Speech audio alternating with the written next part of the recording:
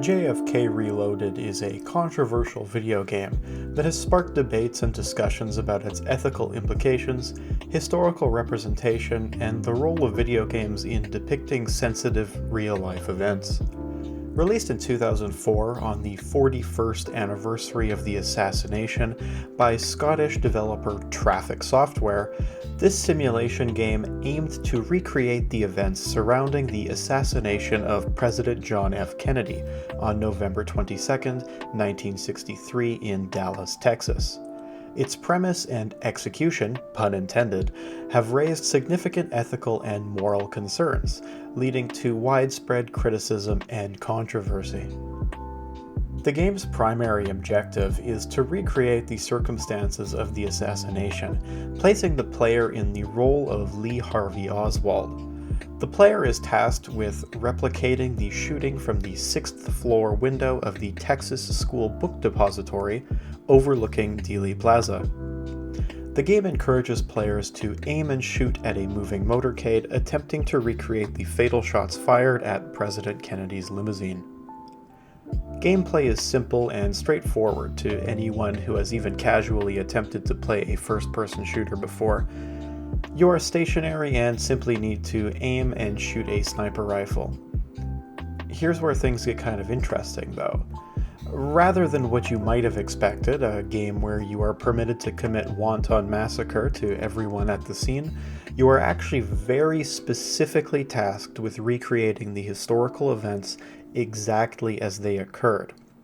This means you have 3 shots, and in order to maximize your score, you actually need to miss the first shot entirely. Then shoot through Kennedy's neck and hit the Texas Governor John Connolly's chest, then finally shoot Kennedy in the head. Any deviation from these specific actions will incur a points penalty.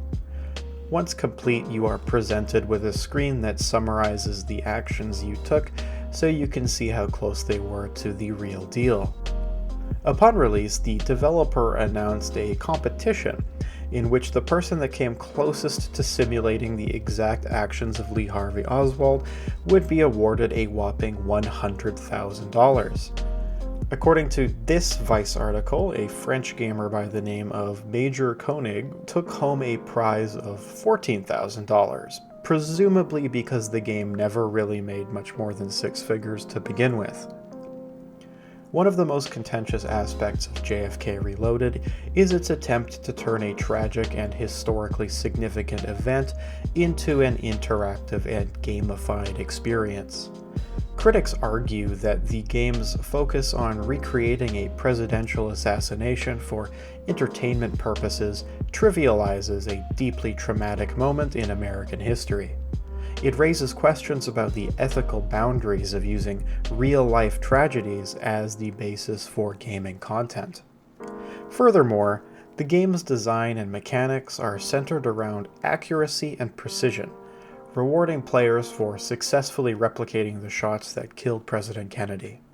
This emphasis on precision shooting, in a setting where the historical context is of a tragic event, has been heavily criticized for its insensitivity and potential desensitization of players to real-world violence.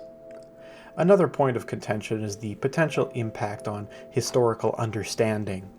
By reducing a complex historical event into a gamified scenario, there is a risk of oversimplification and distortion of historical fact. The game's portrayal of the assassination might influence perceptions and beliefs, leading to misunderstandings or conspiracy theories that deviate from established historical record. Supporters of JFK Reloaded argue that the game offers an opportunity for education and examination of the evidence surrounding the assassination. They claim that the game encourages critical thinking and exploration of different theories and perspectives related to the event. It can potentially engage players in a quest for deeper understanding of the complexities and controversies surrounding President Kennedy's assassination.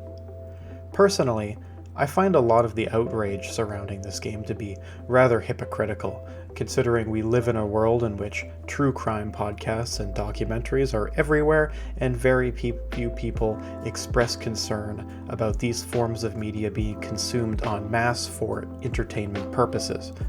As far as I'm concerned, critics of games like JFK Reloaded are simply engaging in the same fear-mongering as I explored in my video essay on video game taboos. In the aftermath of its release, JFK Reloaded triggered public outrage, leading to widespread condemnation and calls for its removal. Removal of what exactly, I'm unsure of, as it obviously never received a physical release and was only on PC as a digital download. These days, the game is very easily accessible and can be found with a quick Google search. As always, I'd like to know what you think. Are games like this going a step too far? Or is this simply a form of artistic expression that ultimately doesn't hurt anyone?